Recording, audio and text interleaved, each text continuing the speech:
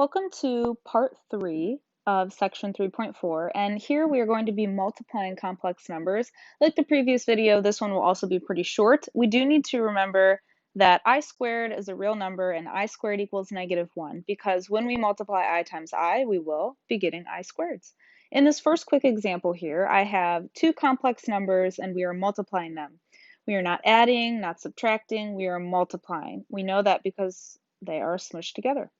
So we are going to distribute or FOIL, however you'd like to remember it. And when we do that, we are going to take the 2 and multiply it by both the real and the imaginary part of the second complex number. So we'll do 2 times 5. Then we'll do 2 times -4i, which is -8i. Then we're going to take I and multiply it by both of those parts as well. So this is +1i times 5, which is +5i. And here we're going to have that +1i times the -4i, which is -4i squared. Now we're going to do two things here. We're going to combine like terms, which in this case we only have two like terms, and those are the I terms in the middle. And the other thing that we're going to do is we're going to replace I squared with what it equals as a real number, -1. So in this next line, I'm going to have a 10, then the -8i and the +5i combine to the -3i. Then I'm going to replace the I squared with what it equals, -1. What does that mean? This means that we have a -4 times a -1 as this last term.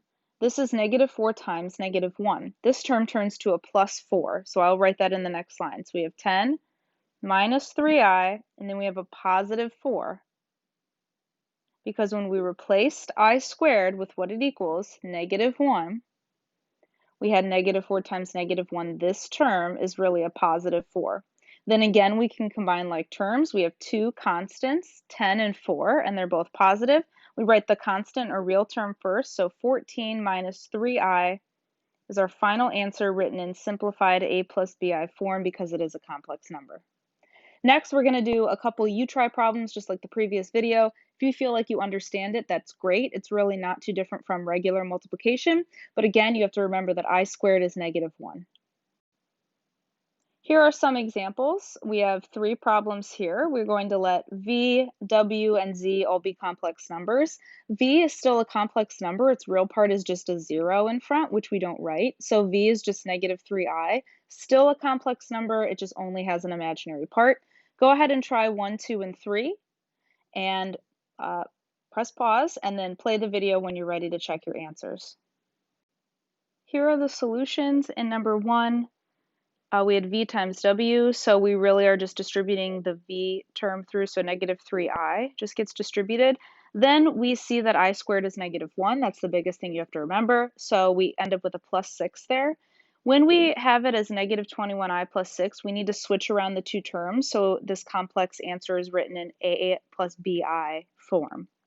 For number 2, we're multiplying these two complex numbers. They are different.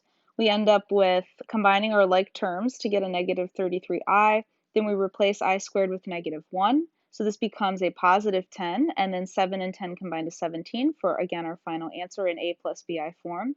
Number 3 is having a square complex number, which means multiplying it by itself and then doing essentially the same process as in number 2.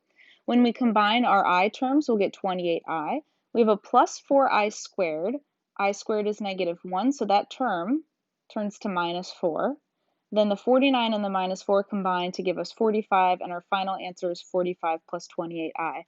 So, moral of the story, multiplying complex numbers is just like multiplication we've done before, except that I squared equals -1.